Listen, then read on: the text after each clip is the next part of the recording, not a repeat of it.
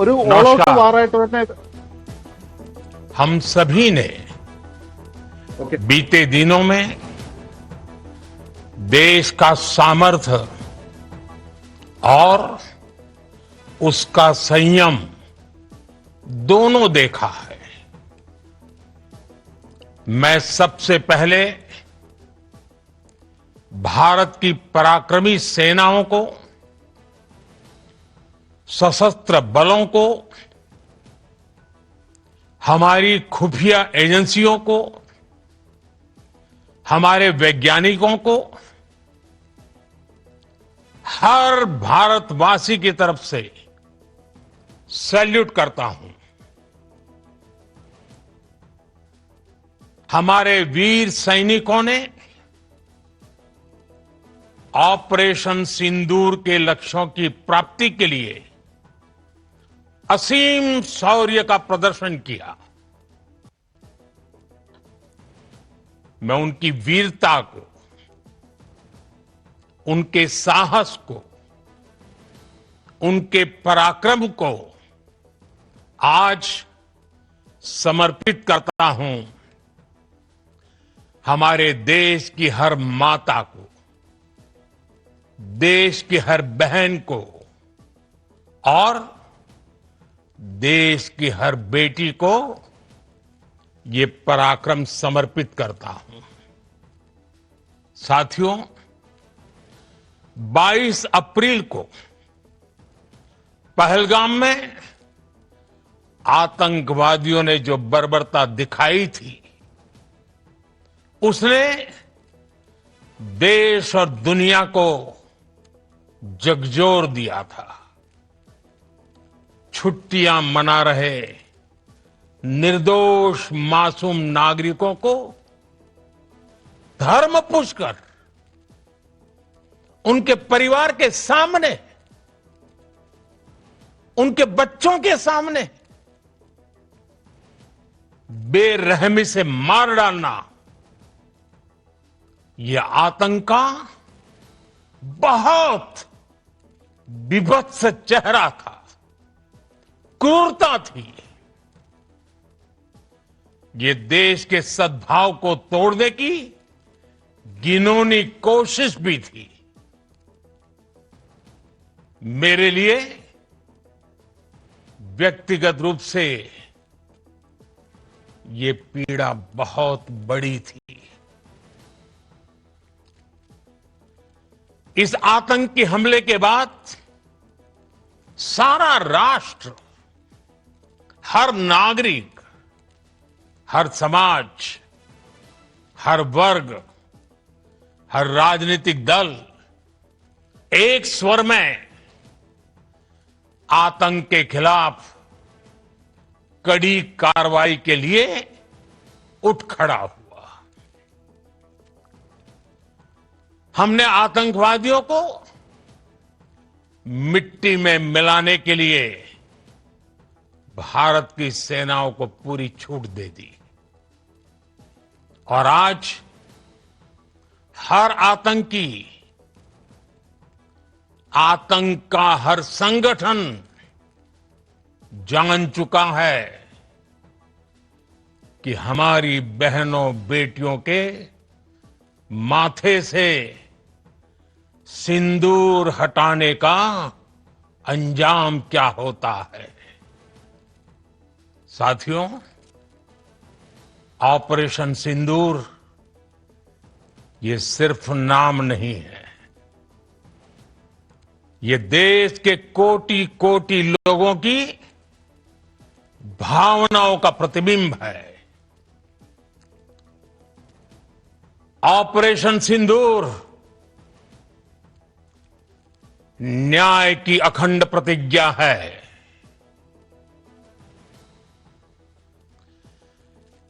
6 मई की देर रात, 7 मई की सुबह पूरी दुनिया ने इस प्रतिज्ञा को परिणाम में बदलते देखा है।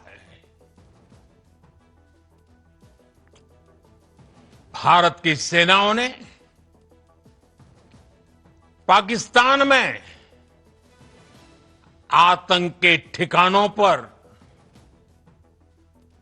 उनके ट्रेनिंग सेंटर्स पर सटीक प्रहार किया। आतंकियों ने सपने में भी नहीं सोचा था कि भारत इतना बड़ा फैसला ले सकता है। लेकिन जब देश एकजुट होता है, नेशन फर्स्ट की भावना से भरा होता है, राष्ट्र सर्वोपरि होता है, तो फौलादी फैसले लिए जाते हैं, परिणाम लाकर दिखाए जाते हैं। जब पाकिस्तान में आतंक के अड्डों पर भारत की मिसाइलों ने हमला बोला, भारत के ड्रोन्स ने हमला बोला, तो आतंकी संगठनों की इमारतें नहीं, बल्कि उनका हौसला भी थर्रा गया। बहावलपुर और मुरिद के जैसे आतंकी ठिकाने एक प्रकार से ग्लोबल टेररिज्म की यूनिवर्सिटीज रही है। दुनिया में कहीं पर भी जो बड़े आतंकी हमले हुए हैं, चाहे 9/11 हो, चाहे लंदन ट्यूब बॉम्बिंग हो, या भारत में दशकों से जो बड़े बड़े आतंकी हमले हुए हैं, उन सब के तार कहीं ना कहीं आतंक के इन्हीं ठिकानों से जुड़ते रहे हैं। आतंकियों ने हमारी बहनों का सिंदूर उजाड़ा था, इसलिए भारत ने आतंक के ये हेडक्वार्टर्स उजाड़ दिए। भारत के इन हमलों में 100 से अधिक खूंखार आतंकवादियों को मौत के घाट उतारा गया है। आतंक के बहुत सारे आका बीते 2.5-3 दशकों से खुलेआम पाकिस्तान में घूम रहे थे, जो भारत के खिलाफ साजिशें करते थे। उन्हें भारत ने एक झटके में खत्म कर दिया। साथियों, भारत की इस कार्रवाई से पाकिस्तान घोर निराशा में गिर गया था, हताशा में गिर गया था, बौखला गया था। और इसी बौखलाहट में उसने एक और दुस्साहस किया। आतंक पर भारत की कार्रवाई का साथ देने के बजाय पाकिस्तान ने भारत पर ही हमला करना शुरू कर दिया। पाकिस्तान ने हमारे स्कूलों, कॉलेजों को, गुरुद्वारों को, मंदिरों को, सामान्य नागरिकों के घरों को निशाना बनाया। पाकिस्तान ने हमारे सैन्य ठिकानों को निशाना बनाया। लेकिन इसमें भी पाकिस्तान खुद बेनकाब हो गया। दुनिया ने देखा कि कैसे पाकिस्तान के ड्रोन्स, पाकिस्तान की मिसाइलें भारत के सामने तिनके की तरफ बिखर गई। भारत के सशक्त एयर डिफेंस सिस्टम ने उन्हें आसमान में ही नष्ट कर दिया। पाकिस्तान की तैयारी सीमा पर वार की थी, लेकिन भारत ने पाकिस्तान के सीने पर वार कर दिया। भारत के ड्रोन्स, भारत की मिसाइलों ने सटीकता के साथ हमला किया। पाकिस्तानी वायुसेना के उन एयरबेस को नुकसान पहुंचाया, जिस पर पाकिस्तान को बहुत घमंड था। भारत ने पहले 3 दिनों में ही पाकिस्तान को इतना तबाह कर दिया जिसका उसे अंदाजा भी नहीं था। इसलिए भारत की आक्रामक कार्रवाई के बाद पाकिस्तान बचने के रास्ते खोजने लगा। पाकिस्तान दुनिया भर में तनाव कम करने के लिए गुहार लगा रहा था और बुरी तरह पीटने के बाद इसी मजबूरी में 10 मई की दोपहर को पाकिस्तानी सेना ने हमारे डीजीएमओ को संपर्क किया। तब तक हम आतंकवाद के इंफ्रास्ट्रक्चर को बड़े पैमाने पर तबाह कर चुके थे। आतंकियों को मौत के घाट उतार दिया गया था। पाकिस्तान के सीने में बसाए गए आतंक के अड्डों को हमने खंडहर बना दिया था। इसलिए जब पाकिस्तान की तरफ से गुहार लगाई गई, पाकिस्तान की तरफ से जब ये कहा गया कि उसकी ओर से आगे कोई आतंकी गतिविधि और सैन्य दुस्साहस नहीं दिखाया जाएगा, तो भारत ने भी उस पर विचार किया। और मैं फिर दोहरा रहा हूं, हमने पाकिस्तान के आतंकी और सैन्य ठिकानों पर अपनी जवाबी कार्रवाई को अभी सिर्फ स्थगित किया है। आने वाले दिनों में हम पाकिस्तान के हर कदम को इस कसौटी पर मापेंगे कि वो क्या रवैया अपनाता है। साथियों, भारत की तीनों सेनाएं, हमारी एयरफोर्स, हमारी आर्मी और हमारी नेवी, हमारी border security force BSF, Bharat के अर्धसैनिक बल लगातार अलर्ट पर है। सर्जिकल स्ट्राइक और एयर स्ट्राइक के बाद अब ऑपरेशन सिंदूर आतंक के खिलाफ भारत की नीति है। ऑपरेशन सिंदूर ने आतंक के खिलाफ लड़ाई में एक नई लकीर खींच दी है, एक नया पैमाना, न्यू नॉर्मल तय कर दिया है।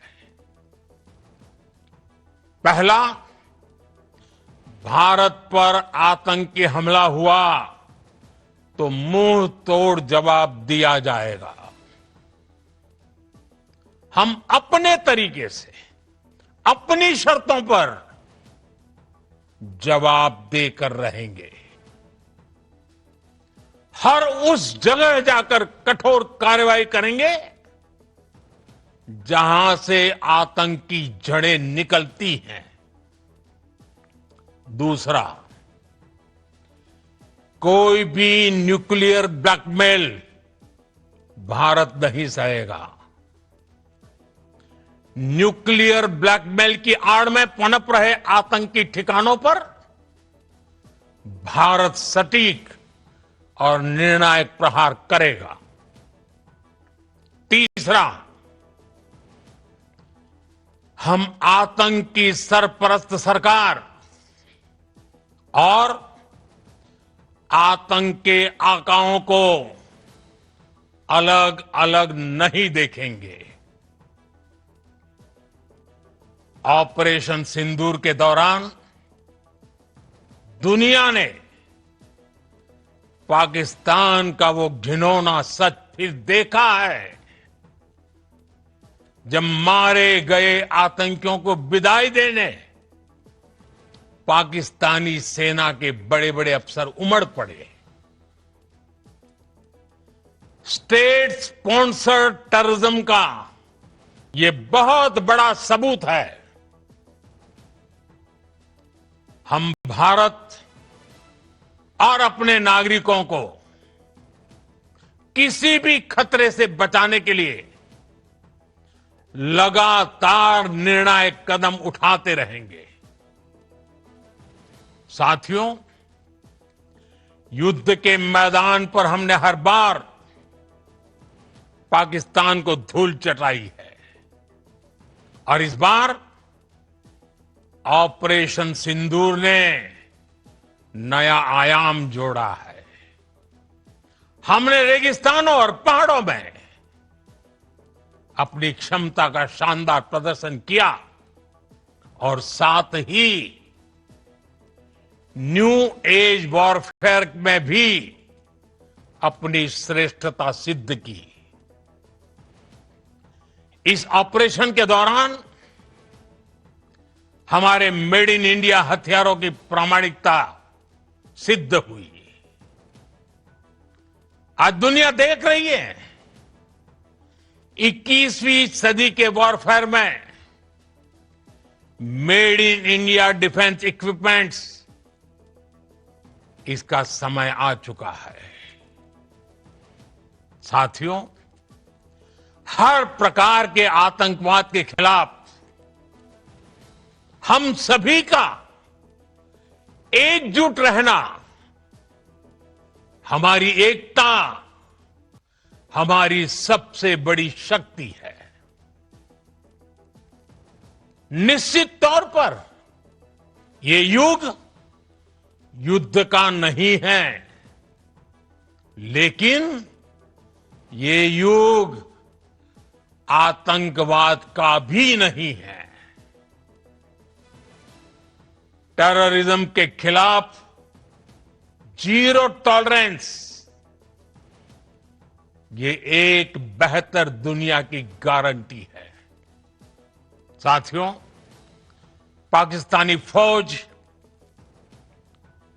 पाकिस्तान की सरकार जिस तरह आतंकवाद को खाद पानी दे रहे हैं, वो एक दिन पाकिस्तान को ही समाप्त कर देगा। पाकिस्तान को अगर बचना है तो उसे अपने टेरर इंफ्रास्ट्रक्चर का सफाया करना ही होगा। इसके अलावा शांति का कोई रास्ता नहीं है। भारत का मत एकदम स्पष्ट है। टेरर और टॉप एक साथ नहीं हो सकते। टेरर और ट्रेड एक साथ नहीं चल सकते और पानी और खून भी एक साथ नहीं बह सकता। मैं आज विश्व समुदाय को भी कहूंगा, हमारी घोषित नीति रही है अगर पाकिस्तान से बात होगी तो टेररिज्म पर ही होगी। अगर पाकिस्तान से बात होगी तो पाक ऑक्युपाइड कश्मीर पीओके उस पर ही होगी। प्रिय देशवासियों, आज बुद्ध पूर्णिमा है। भगवान बुद्ध ने हमें शांति का रास्ता दिखाया है। शांति का मार्ग भी शक्ति से होकर जाता है। मानवता शांति और समृद्धि की तरफ बढ़े, हर भारतीय शांति से जी सके, विकसित भारत के सपने को पूरा कर सके, इसके लिए भारत का शक्तिशाली होना बहुत जरूरी है। और आवश्यकता पड़ने पर इस शक्ति का इस्तेमाल भी जरूरी है।